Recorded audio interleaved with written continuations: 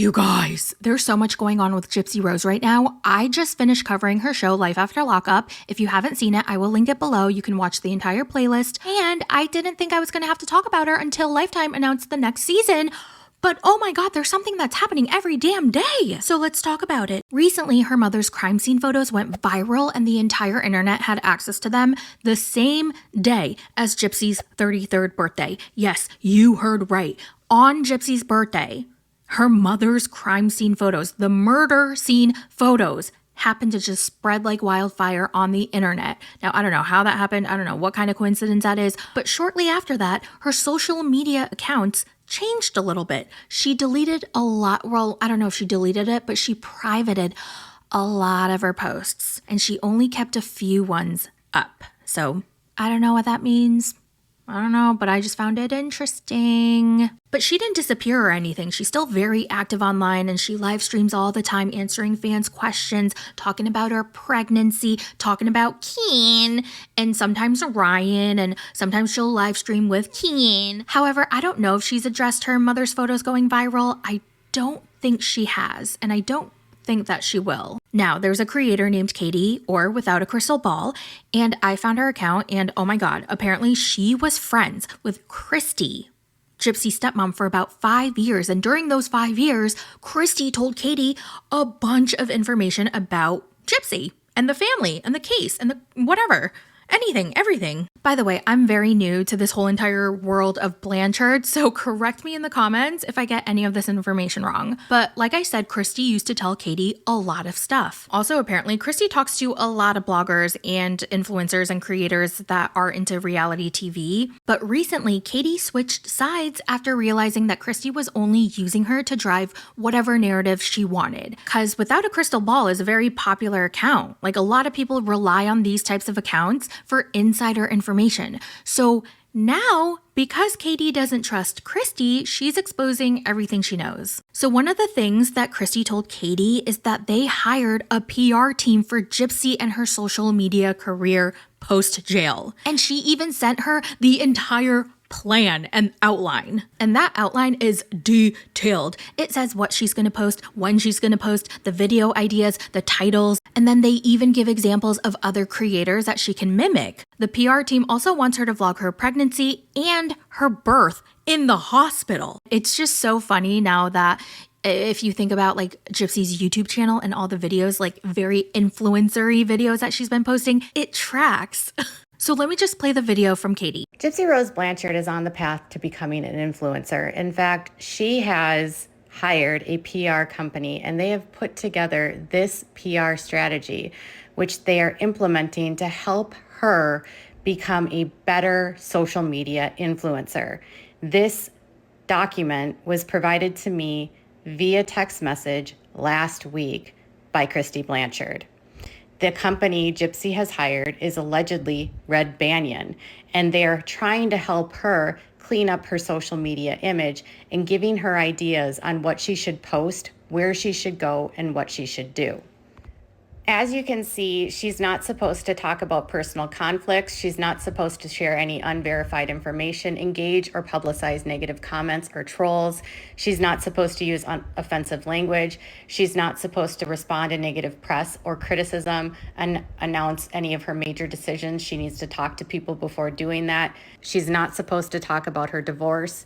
She's supposed to stay away from talking about Ryan. The motive here is for Gypsy to become an influencer so that she can monetize everything and make a ton of money as an influencer.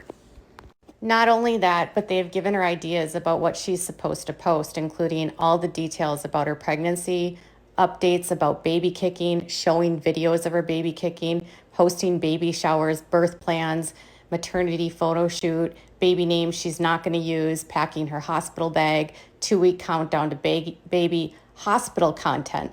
They want her to start filming while she's in the hospital and giving birth. So they are going to exploit this pregnancy and exploit the birth. Also, Gypsy's ex-husband Ryan was roasting Ken on his live stream about how Ken's about to be a deadbeat dad because he doesn't have a job. Like, Ken, you need to go get a job, bro. Like, what's up with that? Go work, get a job. But I thought he did have a job because if I remember correctly on the show, Kian talked to Gypsy from his work. So I don't know, but Gypsy did later confirm on her own live stream that yes, Ken does work. Ken is watching the live. Good for him. Tell your woman to quit calling me, Ken. Oh. Just a joke. Or am I?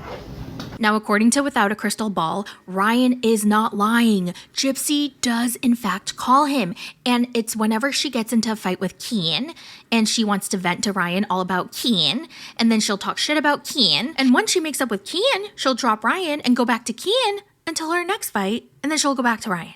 And back and forth, back and forth, back and forth. Basically, I've heard that she is very much enjoying all this attention and being in this love triangle. Ryan says he's just kidding, but he's not. Gypsy 100% does call her ex when she's mad at Ken. This is what she's been doing to these two guys for years. When she gets mad at one, she calls the other and she pits them against each other, and she loves the fact that they're fighting over her. It makes her feel powerful.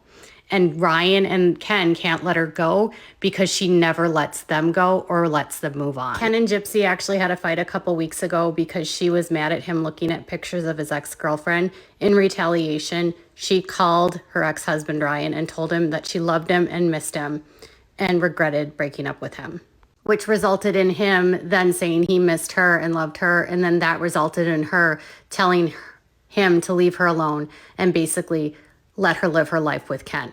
Oh my God, this makes so much sense as to why Ryan couldn't let Gypsy go and why he constantly held on to hope on the show Life After Lockup, because off camera, Gypsy must have been saying something else. She must have been reaching out to Ryan, saying certain things to him to make him believe that there was still a chance. And of course, this is all alleged. I don't know anything. Gypsy is so dangerous that this specific love triangle could end up extremely deadly or violent. Whoa, okay, I don't know about that. That's a little bit of a reach, in my opinion. Without a Crystal Ball also posted a very interesting compilation. It was a very short compilation of Gypsy Rose telling a slightly different version of the same story.